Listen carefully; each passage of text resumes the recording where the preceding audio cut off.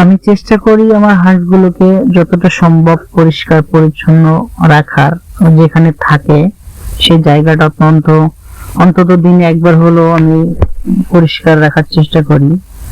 আর পরিষ্কার পরিচ্ছন্ন রাখলে হয় কি, আপনার যে হাঁসের যে রোগ ব্যাধি এগুলো একটু কম হয়। হয় না বললে ভুল হবে, হয়, কিন্তু পরিষ্কার পরিচ্ছন্ন রাখলে যতটা সম্ভব কম হয়। আপনার 75% রোগ ব্যাধি থেকে মুক্ত পাওয়া যায়। আর দেখা যায় কি, অপরিষ্কার অপরিচ্ছন্ন রাখলে বিভিন্ন রকমের মানে গন্ধ বা আমি যেহেতু বাড়ির ভিতরেই আমার এই ছোট জায়গাটা, সেক্ষেত্রে আমার পরিষ্কার করা লাগাই। আর পরিষ্কার রাখলে আপনার হাঁসের রোগ ব্যাধিও কম হবে, আপনার ওষুধ খরচাও কম লাগবে এবং হাঁসও সুস্থ থাকবে। অতএব আমি আপনাদেরকে বলবো, আপনি হাঁসটা যেখানে রাখেন না কেন, যেভাবে রাখেন, অবশ্যই যদি আমার মতো এখানে ফ্লোর থাকে তো পানি দিয়ে পরিষ্কার করার চেষ্টা করবেন প্রতিদিন। যদি মাটির ইয়া থাকে তাহলে প্রতিদিন ঝাড়ু দিয়ে পরিষ্কার করার চেষ্টা করবেন।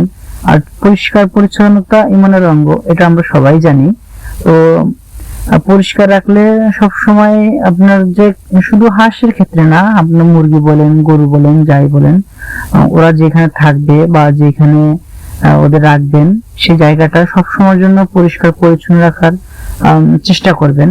তাতে আপনার হাঁস বা যেটাই বলেন আপনার, এদের এরা স্বচ্ছন্দ বোধ করবে চলাফেরা করার জন্য। আর আপনি অপরিষ্কার অপরিচ্ছন্ন রাখলে আপনার দুর্গন্ধ ছড়াতে পারে এবং হাঁসেরও বিভিন্ন ধরনের রোগে আক্রান্ত হতে পারে।